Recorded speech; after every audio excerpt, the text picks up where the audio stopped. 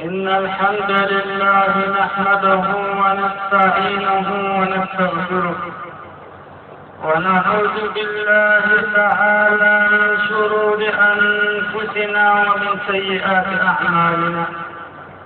من يهده الله فلا مضل له ومن يضلل فلا هادي له، وأشهد أن لا إله إلا الله وحده لا شريك له، وأشهد أن محمدا عبده ورسوله وصفيه من خلقه وخليله، أدى الأمانة وبلغ الرسالة ونصح للأمة فكشف الله به الغمة وجاهد في الله حق جهاده حتى أتاه اليقين. فاللهم اجزه عنا خير ما جزيت نبيا عن أمته ورسولا عن دعوته ورسالته، وصل اللهم وسلم وزد وبارك عليه وعلى آله وأصحابه وأحبابه وعلى كل من اهتدى بهديه واستنى بسنته واكتفى أثره إلى يوم القيامة. ثم أما بعد، يا أيها الذين آمنوا اتقوا الله حق تقاته ولا تموتن إلا وأنتم مسلمون. يا أيها الناس اعبدوا ربكم الذي خلقكم من نفس واحدة وخلق منها زوجها وبث منهما رجالا كثيرا ونساء، واتقوا الله الذي تساءلون به والأرحام إن الله كان عليكم رقيبا. يا أيها الذين آمنوا قولوا قولا سديدا يصلح لكم أعمالكم ويغفر لكم ذنوبكم، ومن يطع الله ورسوله فقد فاز فوزا عظيما. أما بعد، أيها الأحبة، أتحييكم بتحية الإسلام وهي السلام عليكم ورحمة الله وبركاته. حياكم الله جميعا أيها الإخوة والأخوات، وطبتم وطاب ممشاكم وتبوأتم من الجنة منزلا. فإن موضوعنا الليلة بمشيئة الله تعالى مع حضراتكم في هذا اليوم المبارك سنتحدث عن المسيح الدجال. سنتحدث عن المسيح الدجال.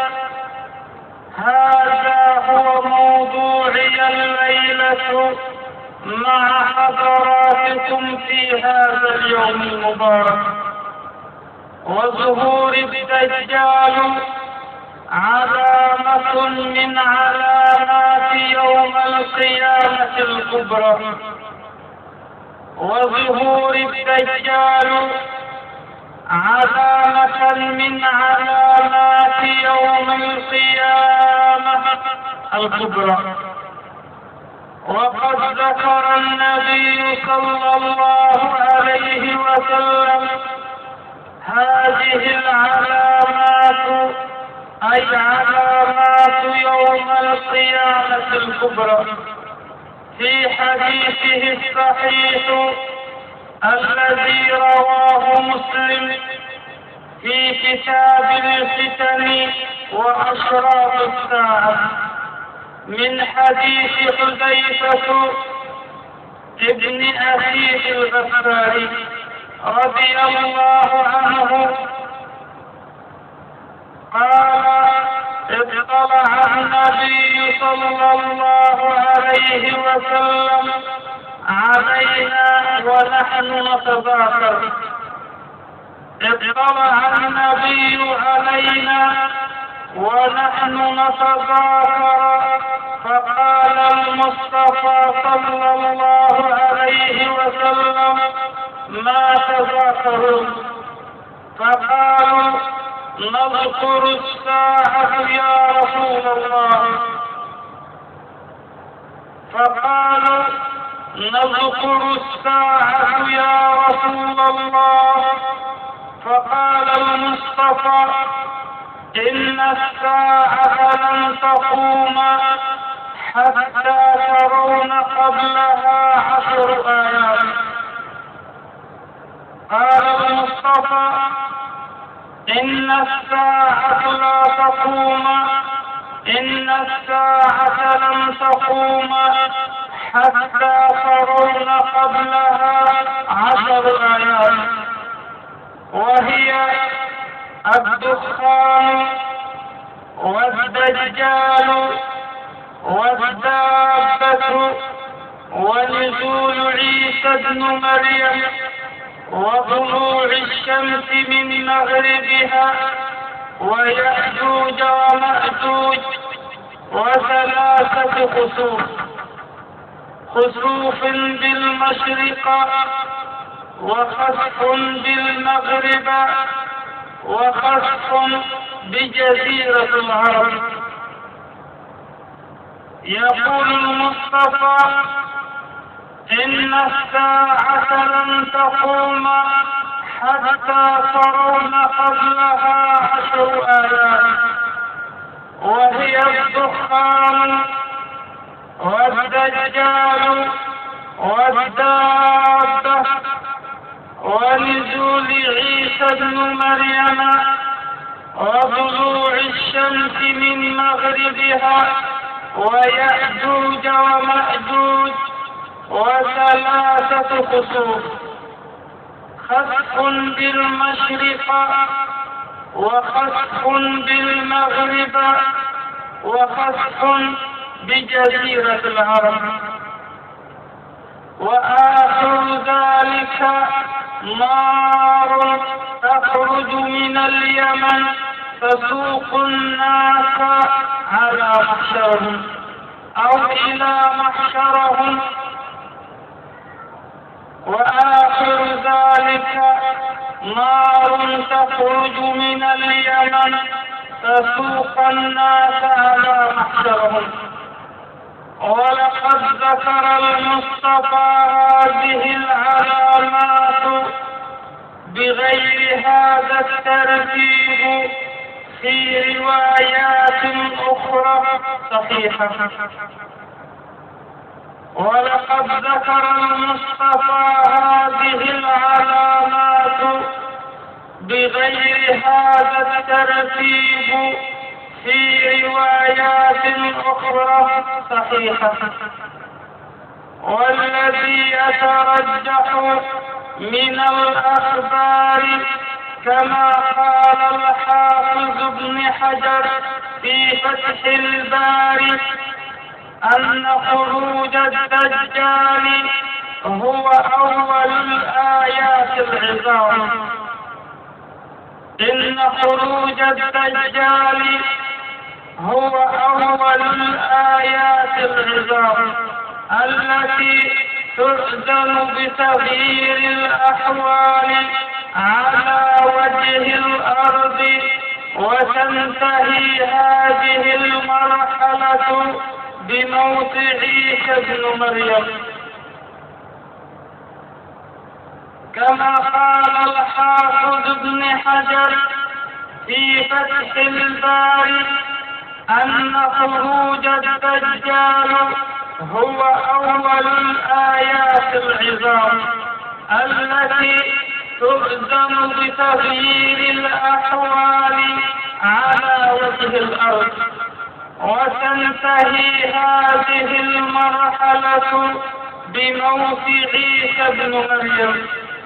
وأما طلوع الشمس من مغربها هو أول الآيات التي تؤذن بتغيير أحوال العالم العلوي، وينتهي ذلك بقيام الساعة.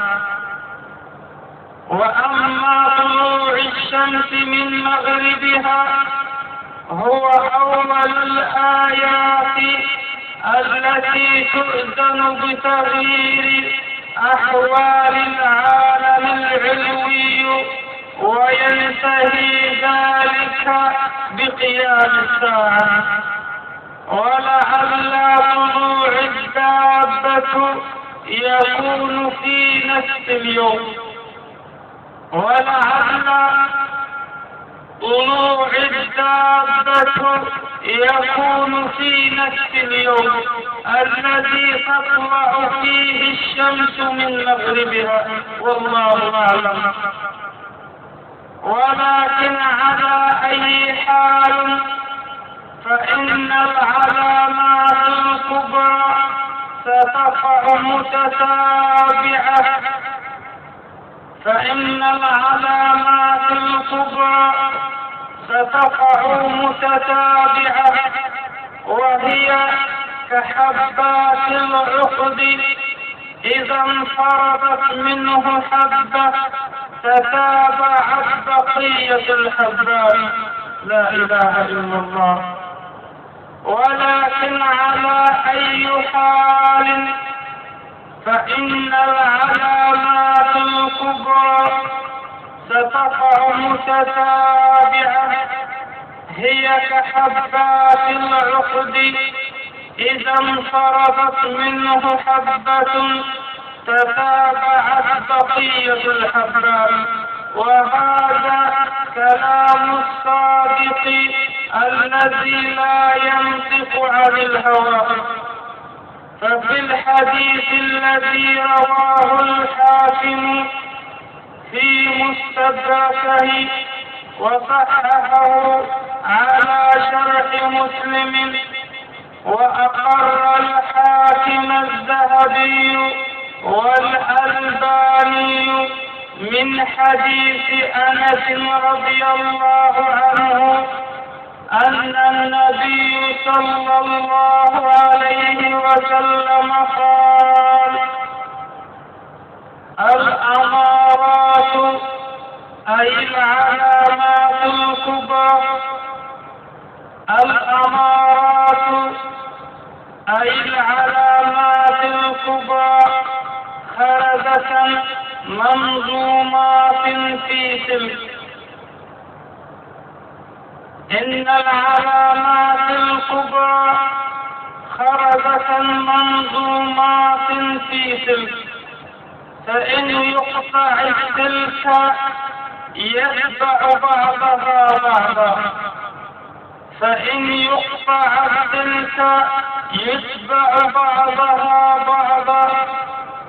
واسمحوا لي أيها الإخوة وأيها الأخوات ويا أيها الآباء والأمهات الفضليات، واسمحوا لي أن أستغل حديثي اليوم مع حضراتكم في العلامات الكبرى عن الآية العظيمة الأولى التي تؤذن بتغيير الأحوال على وجه الأرض. اسمحوا لي أن أستغل حديثي اليوم مع حضراتكم في العلامات الكبرى عن الآية العظيمة الأولى التي تؤذن بتغيير الأحوال على وجه الأرض، ألا وهي المسيح الدجال. فإن الدجال أعظم فتنة على وجه الأرض. لا إله إلا أنت سبحانك. فوالله إن الدجال أعظم فتنة على وجه الأرض من يوم أن خلق الله آدم إلى قيام الساعة. فإن الدجال أعظم فتنة على وجه الأرض من يوم أن خلق الله آدم إلى قيام الساعة. أيها الأحبة، لماذا سمي الدجال بالمسيح الدجال؟ لماذا سمي الدجال بالمسيح الدجال؟ سمي بالمسيح لأن عينه ممسوحة. سمي المسيح لأن عينه ممسوحة. قال المصطفى صلى الله عليه وسلم: الدجال ممسوح العين. والحديث رواه مسلم. وسمي بالدجال لأنه يغطي الحق بالكذب والباطل. سمي المسيح بالمسيح الدجال لأن عينه ممسوحة. وسمي بالدجال لأنه يغطي الحق بالكذب والباطل، بالكذب وبالباطل.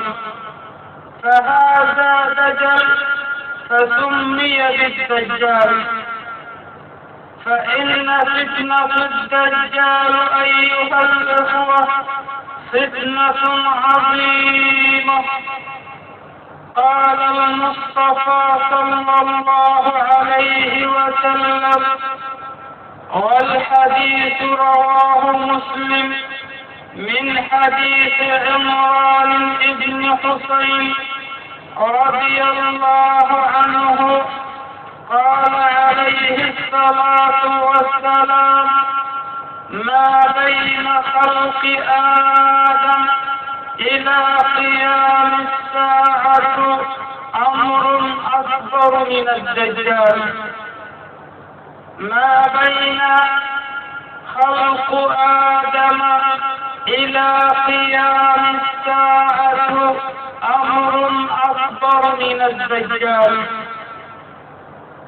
وفي الحديث الذي رواه ابن ماجه في سننه والحاكم في مستدركه وصحح الحديث الشيخ الألباني من حديث أبي أمامة أن الحبيب النبي صلى الله عليه وسلم قال: إنها لم تكن فتنة على وجه الأرض منذ أن زرع الله ذرية آدم أعظم من فتنة المسيح الدجال. إنها لم تكن فتنة على وجه الأرض منذ أن زرع الله ذرية آدم أعظم من فتنة المسيح الدجال. ولم يبعث الله نبيا إلا وقد أنذر قومه من المسيح الدجال. ولم يبعث الله نبي من الأنبياء إلا وقد أنذر قومه من المسيح الدجال، وأنا آخر الأنبياء وأنتم آخر الأمم، وهو خالد فيكم لا محالة، وهو خالد فيكم لا محالة. فإن يخرج الدجال وأنا بين أظهركم فأنا حجيج لكل مسلم. وإن يخرج الدجال من بعدي فكل امرئ حجيج نفسه، والله خليفتي على كل مسلم. يا الله، أكرر هذا الحديث. إن الحبيب النبي صلى الله عليه وسلم قال: إنها لم تكن فتنة على وجه الأرض منذ أن ذرأ الله ذرية آدم أعظم من فتنة المسيح الدجال. ولم يبعث الله نبي إلا وقد أنذر قومه من المسيح الدجال، وأنا آخر الأنبياء وأنتم آخر الأمم، وهو خارج فيكم لا محالة.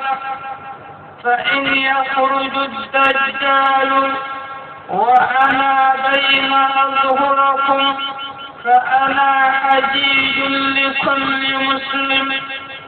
صلى عليك الله يا علم الهدى. فإن يخرج الدجال وأنا بين أظهركم فأنا حجيج لكل مسلم. وإن يخرج الدجال من بعدي فكل امرئ حجيج نفسه، والله خليفتي على كل مسلم. ووالله ما لها من كرامة لأمة الحبيب المحبوب صلى الله عليه وسلم. ووالله ما لها من كرامة لأمة المصطفى صلى الله عليه وسلم. فوالله فتنة الدجال عظيمة، أعظم فتنة على وجه الأرض بشهادة الصادق الذي لا ينطق عن الهوى. فوالله فتنة الدجال عظيمة، أعظم فتنة على وجه الأرض بشهادة الصادق الذي لا ينطق عن الهوى. لذا وصف النبي الدجال وصفا دقيقا محكما. لذا وصف النبي الدجال وصفا دقيقا محكما، وبين لنا فتنته بيانا شافيا حتى لا يغتر بالدجال وفتنته أحد من الموحدين لله رب العالمين. لذا وصف النبي صلى الله عليه وسلم الدجال وصفا دقيقا محكما، وبين لنا فتنته بيانا شافيا حتى لا يغتر بالدجال وفتنته أحد من الموحدين لله رب العالمين. وصف المصطفى الدجال وقال، والحديث رواه البخاري ومسلم وأبو داود والترمذي من حديث ابن عمرو رضي الله عنهما قال: قام الرسول صلى الله عليه وسلم في الناس خطيبا. قام الرسول صلى الله عليه وسلم في الناس خطيبا وحمد الله وأثنى عليه، ثم ذكر الدجال وقال: إني لأنذركموه وما من نبي إلا وقد أنذر قومه الدجال. قام الرسول صلى الله عليه وسلم في الناس خطيبا وحمد الله وأثنى عليه، ثم ذكر الدجال وقال: إني لأنذركموه وما من نبي إلا وقد أنذر قومه الدجال. ولقد أنذر نوحا قومه الدجال، ولكنني سأقول لكم في الدجال قولا لم يقله نبي لقومه، ولكنني سأقول لكم في الدجال قولا لم يقله نبي لقومه. ألا تعلم أنه أعور العينين؟ ألا تعلم أنه أعور وأن الله ليس بأعور؟ إن المسيح الدجال أعور العين وأن الله ليس بأعور. ثم قال المصطفى عليه الصلاة والسلام، والحديث رواه مسلم من حديث أنس رضي الله عنه قال عليه الصلاة والسلام: الدجال ممسوح العين مكتوبا بين عينيه كافر. الدجال ممسوح العين مكتوبا بين عينيه كافر، يقرأه كل مسلم،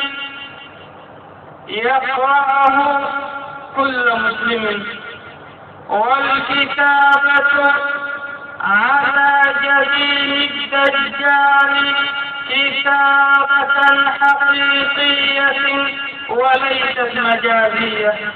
الدجال ممسوح العين مكتوبا بين عينيه كافر، يقرأها كل مسلم وموحد بالله، والكتابة على جبين الدجال كتابة حقيقية وليست مجازية، قد جعلها الله من الأدلة القاطعة على كفره وكذبه. قد جعلها الله من الأدلة القاطعة على كفره وكذبه. ومن رحمة الله ألا يقرأ هذه الكلمة إلا من وحد الله جل وعلا. لا إله إلا الله محمد رسول الله. ومن رحمة الله تعالى علينا ألا يقرأ هذه الكلمة إلا من وحد الله جل وعلا. وقال النبي صلى الله عليه وسلم في الحديث الصحيح الذي رواه مسلم في كتاب الفتن وأشراط الساعة من حديث حذيفة ابن اليمان رضي الله عنه قال المصطفى: لأنا أعلم بما مع الدجال من الدجال نفسه. قال المصطفى صلى الله عليه وسلم: لأنا أعلم بما مع الدجال من الدجال نفسه. معه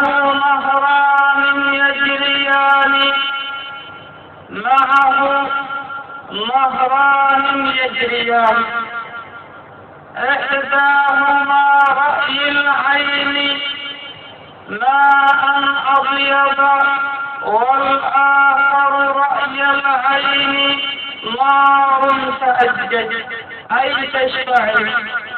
قال المصطفى: لأنا أعلم بما مع الدجال من الدجال نفسه. معه نهران يجريان إحداهما رأي العين ماء أبيض والآخر رأي العين نارا تأجج أي تشتعل. يقول المصطفى: لئن أدرك أحدكم الدجال فليأت النهر التي يراه نارا تأجج وليغمض عينه ويطأطئ رأسه وليشرب منه فإنه ماء بارد عذب.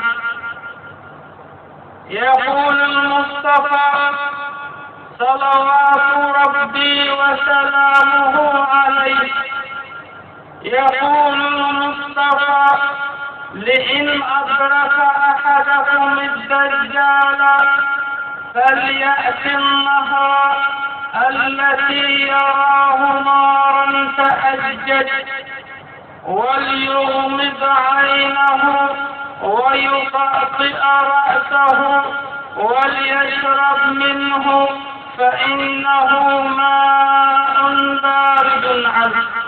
ولا تخشى نار الدجال وفي رواية أخرى في صحيح مسلم لحذيفة رضي الله عنه أن النبي صلى الله عليه وسلم قال: يخرج الدجال وإن معه ماء ونارا فما يراه الناس ماء فهي نار تحرق وما يراه الناس